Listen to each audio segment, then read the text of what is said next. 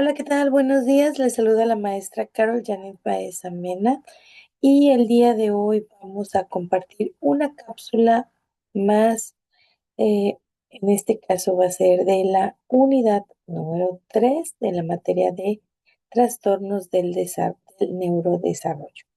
Y bueno, hoy vamos a trabajar la unidad 3 titulada Discapacidad intelectual. Recordemos que tenemos un objetivo general de la materia, que es la conceptualización histórica que ustedes como alumnos deben de conocer sobre los diferentes trastornos que se presentan en el neurodesarrollo y cómo estos afectan en la interacción del sujeto con el medio que lo rodea. Así que bueno, recordado esto, vamos a dar inicio a nuestra cápsula número 9, titulada ¿Qué es la discapacidad intelectual y su evolución histórica? Bueno, la discapacidad intelectual es una condición del neurodesarrollo. Al inicio de estas cápsulas vimos que la discapacidad intelectual tal cual pues se va a considerar un trastorno, ¿verdad? También que implica lo que son limitaciones significativas, lo que tiene que ver con el funcionamiento intelectual y pues esta a su vez, al no tener un desarrollo correcto, va a tener efectos en una conducta adaptativa. Estas limitaciones afectan pues la vida cotidiana, el aprendizaje y la participación social, como la mayoría de las discapacidades. El conocimiento de esta condición, es decir, cuando nosotros aprendemos sobre ella, entonces también aprendemos que es esencial que como docentes o especialistas en el área de la educación, de la salud también, se nos permita conocer estrategias de intervención inclusiva y pedagógica. ¿Por qué es importante conocer estas intervenciones? Bueno, porque pues son las que van a permitir que la persona, el individuo que presenta esta discapacidad, pues tenga oportunidades. Muy bien. La discapacidad intelectual, como tal, su concepto, es una limitación del razonamiento y resolución de problemas y aprendizaje. También se va a considerar una de las dificultades en la adaptación de la demanda al entorno, es decir, eh, a consecuencia de esta situación de discapacidad, de falta de razonamiento, de falta de resolución de problemas, el individuo pues va a costarle también adaptarse. Normalmente cualquiera de las discapacidades intelectuales vamos a poder detectarlas y, y conceptualizarlas antes de los 18 años de edad. De acuerdo a la Asociación Americana de Discapacidades Intelectuales y del Desarrollo, la discapacidad intelectual se evalúa a través de pruebas de inteligencia. Estas generalmente suelen ser escritas o también este, por entrevistas, lo que son habilidades adaptativas y observación de desempeño en contextos reales. ¿Cuáles son las características de la discapacidad intelectual? Bueno, estas se presentan de diversas formas. Por ejemplo, el proceso lento de información va a ser una característica. Las dificultades de memoria, la dificultad de atención, problemas de lenguaje y de comunicación. Esto a consecuencia de la discapacidad intelectual. Cabe aclarar que la problemática del lenguaje puede tener otros factores de inicio, ¿verdad? Menor autonomía personal, es decir, el individuo no es independiente a pesar de su edad. Y también, pues, lo que son necesidades de apoyos educativos y sociales continuos. De acuerdo a la Asociación de Discapacidades y la Organización Mundial de la Salud, se pueden clasificar esta discapacidad intelectual como leve, moderada, grave y profunda. La leve va a lograr pues cierta independencia con una orientación mínima. Vamos a ver más adelantito lo que son las clasificaciones por las diversas enfermedades o discapacidades existentes. pero eso pues vamos a ir viendo cómo y cuáles son las que van a tratarse. Pero pues cuando hablamos por su clasificación y decimos que es leve, es porque en realidad sí, con el trabajo constante, con la atención correcta, el individuo puede generar cierta independencia y trabajar con orientación mínima. Normalmente este tipo de alumnos los tenemos en clase, ya lo vamos a ver más adelante. La moderada requiere un apoyo regular para las actividades académicas y sociales, es decir, ya hay un problema para socializar. El grave va a necesitar supervisión continua y programas de educación especial, es decir, vamos a tener que estar junto a él, un adulto, una persona capacitada, tratándolo constantemente. Y la discapacidad profunda, pues esta es una dependencia total y requiere un apoyo intensivo en todas las áreas. De acuerdo a la etiología o causas, pues estas pueden ser múltiples. Algunas de ellas pueden ser genéticas, como el síndrome de Down, el X-Fragile, el Rett, y también pueden estar las prenatales, que van a ser por causas de infección, exposición a tóxicos o desnutrición materna. Recuerden que las prenatales es durante el embarazo. Las perinatales van a ser complicaciones en el parto, que pueden ser algunas por falta de oxígeno o algunas otras complicaciones que haya tenido el producto. Y las postnatales pueden ser después del parto, traumatismos craneales, infecciones o faltas de estimulación temprana, que estas pueden darse después de que nació el bebé, incluso pues ya cuando está en casa.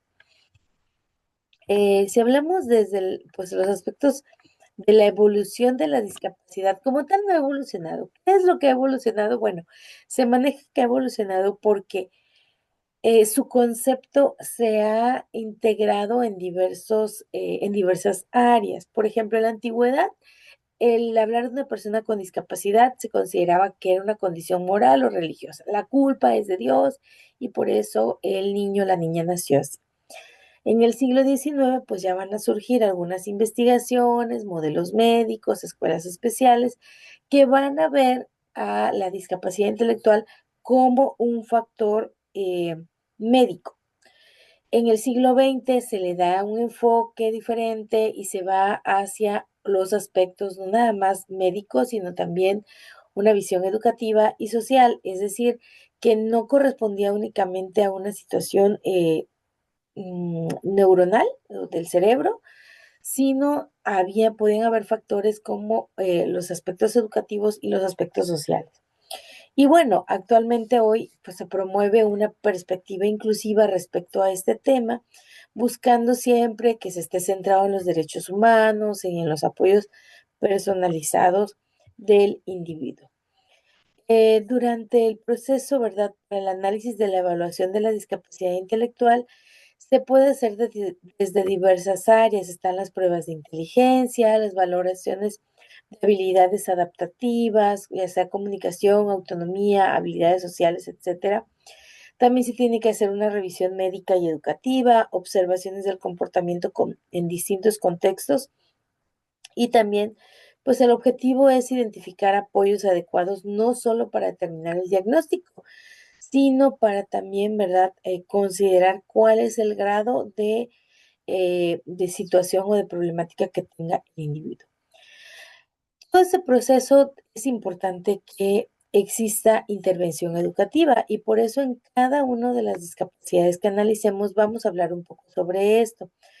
En cuanto a la intervención educativa, pues siempre vamos a tomar en cuenta que el docente, que la persona que está en el aula, que la persona que está apoyando al alumno, trate de cumplir con los aspectos necesarios para que el individuo pueda superar esta discapacidad. No significa que va a salir de ella, significa que se va a trabajar con el individuo con la finalidad de que mejore y se adapte. Por lo tanto, algunas de las intervenciones educativas que podemos hacer los docentes es las adaptaciones curriculares individuales, es decir, analizar la problemática, ver la perspectiva, ver las posibilidades, ver el alcance de la discapacidad y ayudarlo desde ese punto. Usar materiales visuales y multisensoriales, que pues estos van a hacer que se estimule precisamente los sentidos y se alcance un mayor desarrollo académico en el individuo. También está el refuerzo positivo y el trabajo por proyectos y la coordinación, pues aquí sí, entre docentes, psicólogos y familias siempre van a ser muy importantes. En cada nivel educativo va a haber estimulación de diferente forma. En la preescolar puede ser estimulación del lenguaje, juegos simbólicos, rutinas. En la primaria, pues pueden adaptarse lecturas, escrituras y matemáticas, que es dentro de los programas básicos. En la secundaria, pues ya se fomenta más la autonomía, se le permite que desarrolle habilidades para la vida. Y en la educación superior, perdón, se trabaja con las tutorías más personalizadas. Entonces se dan cuenta, siempre va a haber una constante de apoyo para ellos. ¿Qué papel jugamos nosotros como docentes? Bueno, somos un papel clave, primero porque somos los que vamos a identificar las señales tempranas, si es que el padre, tutor o con quien vive el menor no las ha detectado. Implementamos estrategias diferenciadas, promovemos un ambiente de respeto, sobre todo con los grupos con los que está integrado el individuo. Es decir, tratamos de que el grupo lo arrope, ¿verdad? Para que se trabaje este ambiente de respeto y empatía. Y finalmente, pues somos los que colaboramos, ¿verdad?, con especialistas en el ámbito del diseño educativo. Hay algunas estrategias de inclusividad, como diseñar materiales accesibles, fomentar una participación activa del individuo y del grupo que lo rodea, usar tecnologías de apoyo, que esto es algo que también les gusta muchísimo tanto a los alumnos como a la persona que tenga la discapacidad. Realizar evaluaciones formativas basadas en el progreso individual, así que, por ejemplo, si el estudiante no ha podido avanzar todos los temas presentados, pues bueno, identificar cuáles ya logró captar, cuáles son los que comprende y sobre eso realizar las evaluaciones. ¿Cuáles son nuestros retos actuales? Bueno, hoy falta muchísimo la formación en cuanto a los docentes. Por mi parte, como les decía en un inicio, en las primeras cápsulas, es un trabajo muy arduo el que ustedes están haciendo, el seguirse preparando para estos retos que tenemos cada vez más cercanos a nosotros. Anteriormente podríamos hablar, no sé, de un número mínimo en las escuelas con alumnos que tuvieran discapacidad intelectual, pero hoy en día llegamos a tener 4 o 5 alumnos en una misma escuela, aunque sean diferentes grados, entonces, o inclusive varios alumnos, hasta 2 o 3, dependiendo la clasificación en la que se encuentre la discapacidad intelectual, pero sí llegamos a tener hasta 2 o 3 por salón. ¿Qué otro reto tenemos? Los escasos recursos materiales y tecnológicos.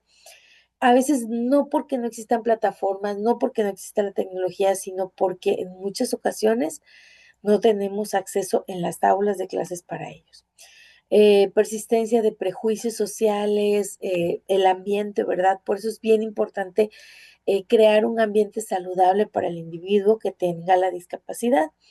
Y bueno, también la necesidad de políticas públicas que fortalezcan la inclusión. En conclusión, la discapacidad intelectual no debe entenderse como una limitante.